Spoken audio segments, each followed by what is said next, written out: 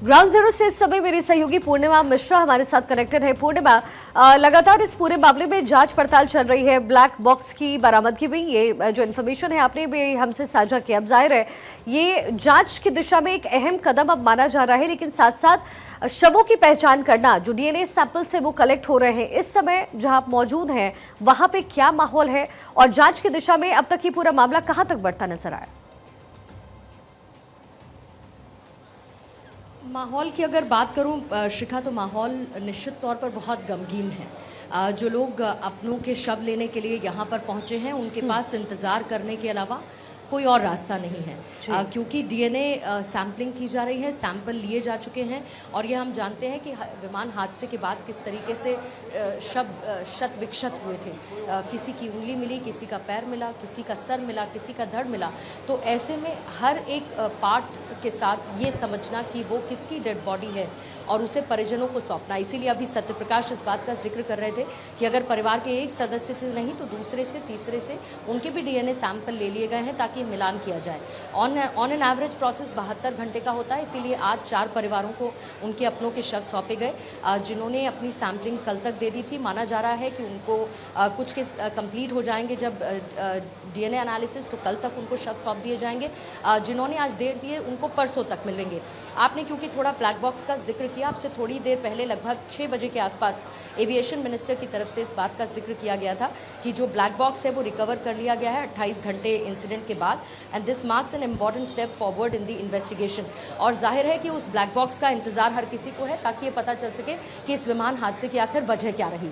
अब यही बात यहाँ की, तो सुबह यहाँ पर तांता लगा हुआ था परिवारजनों का। कल देर रात तक यहाँ पर परिवारजन मौजूद थे, लेकिन क्योंकि जैसे ही सैंपल लेने की, डीएनए सैंपल लेने की प्रक्रिया शुरू हुई, फिर उसके बाद वो परिवार वाले यहाँ से रवाना हो गए। क्योंकि हेल्पलाइन नंबर सेटअप किया गया है, उनको बाकायदा इस बात की जानकारी दी जाएगी कि उनका डीएनए सैंपल किसी शव के साथ मैच हुआ है, फिर वो आके उसे ले सकते हैं।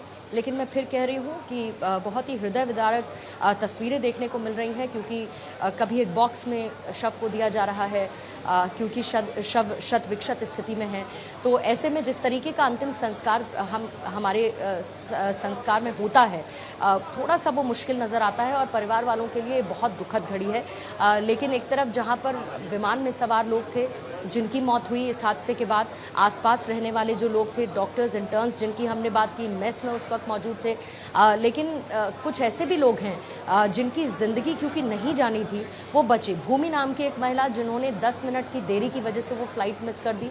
विश्वास जो उस फ्लाइट में मौजूद रहते हुए भी 241 यात्रियों की जहाँ पर मौत हुई, वो इकलौते सर्वाइवर देखने को मिले जिनकी ज़िंदगी बची। तो ऐसे भी लोग हैं कि जिनकी ज़िंदगी अभी लिखी थी और इसीलिए आज वो जीवित हैं, लेकिन जिनकी ज़िंदगी ख़त्म होनी लिखी थी और शायद नियति को यही मंजूर था, वो लोग अब अपने परिवार वालों के साथ नहीं हैं। और ऐसे में अब उनके परिवार वाले शव मिलने का इंतज़ार कर रहे हैं।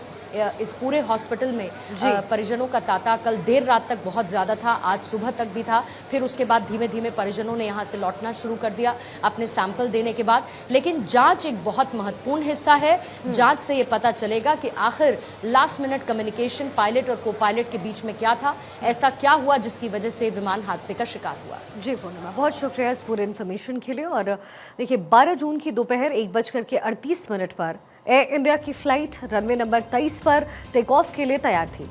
एटीसी से उड़ान की परमिशन मिलते ही ड्रीमलाइनर रनवे पर दौड़ने लगा। 1:38:20 से 1:38:40 तक ये फ्लाइट रनवे पर अपनी रफ्तार में दौड़ती नजर आ रही है। 59 सेकंड के वीडियो में 20 सेकंड तक विमान रनवे पर है। 25वें सेकंड पर विमान टेक ऑफ कर रहा है।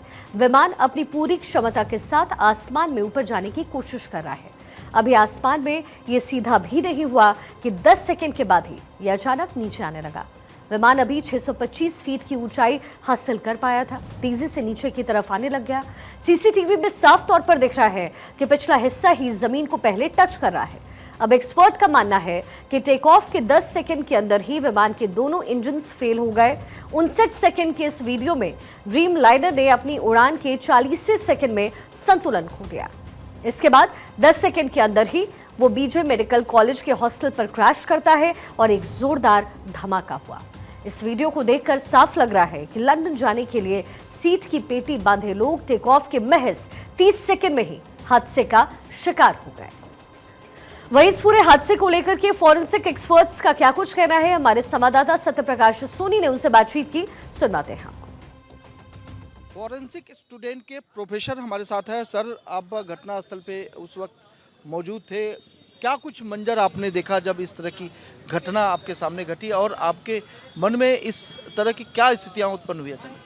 एक्चुअली सर, कल वाली जो सिचुएशन थी वो बहुत ही भयावह स्थिति थी। जैसे ही प्लेन क्रैश हुआ, एक्चुअली हम लोग यहाँ पे आते थे, रोजाना मैस में कैंटीन में हम लोग लंच करते थे।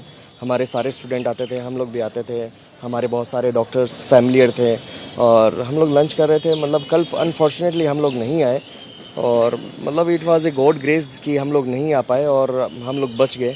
अदरवाइज़ कल हम उस मैस में होते और हम भी शायद नहीं बच पाते। लेकिन वो सिचुएशन बड़ी मतलब पैनिक सिचुएशन थी कि हम लोग किसी हिसाब से यहाँ पे मतलब लोगों को जलते हुए देखना, फिर उनकी डेड बॉडीज़ को आइडेंटिफाई करना, उनके नंबर्स काउंट करना, लगेज बिखरा पड़ा है, डेड बॉडीज़ हैं, लोग चिल्ला रहे हैं, मर रहे हैं।